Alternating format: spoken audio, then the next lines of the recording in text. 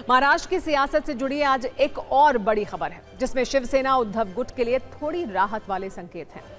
उद्धव गुट ने supreme court में एक याचिका दायर की है, जिसमें लोकसभा स्पीकर द्वारा शिवसेना यूबीटी के 6 बागी सांसदों को शिवसेना शिंदे में विलय की अनुमति के फैसले को चुनौती दी गई थी।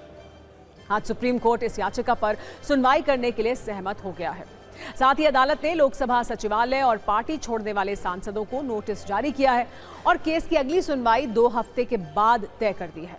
असल में संसद के मॉनसून सत्र से ठीक 2 दिन पहले लोकसभा स्पीकर ने शिवसेना यूबीटी के 6 सांसदों को एकनाथ शिंदे की पार्टी में विलय की अनुमति दी थी। इससे लोकसभा में शिवसेना के सदस्यों की संख्या बढ़कर 13 हो गई, जबकि उद्धव गुट के सांसद 9 से घटकर 3 रह गए। शिवसेना यूबीटी ने लोकसभा अध्यक्ष के सामने दलील दी थी कि बागी सांसदों को अयोग्य घोषित किया जाए, क्योंकि ये दल बदल विरोधी कानून के दायरे में है। लेकिन लोकसभा सचिवालय ने सर्कुलर जारी कर सभी 6 सांसदों को शिंदे वाली शिवसेना के रूप में मान्यता दे दी। लेकिन अब मामला सुप्रीम कोर्ट तक पहुंच गया है।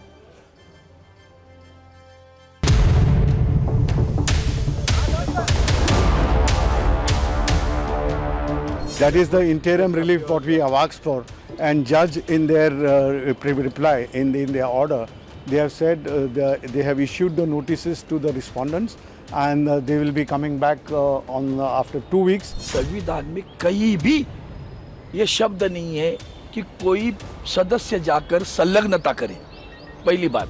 दूसरी बात है ज्वाइंट सेक्रेटरी ऑर्डर निकालता है, न कि स्पीकर साहब निकालते हैं। तीसरी बात है संविधान में जो शेड्यूल 10 है, आर्टिकल 10, उसके तहत भी 2/3 सदस्य भी जाए तो भी मान्यता नहीं है। मान्यता पॉलिटिकल पार्टी को है, न कि लेजिस्लेटिव पार्टी को है। As written in the law, as enshrined in the constitution, they have to go by the book of the law. And if they do, as you said, that if they vote against the party whip, again, I mean, it will amount to gross violation of Schedule 10.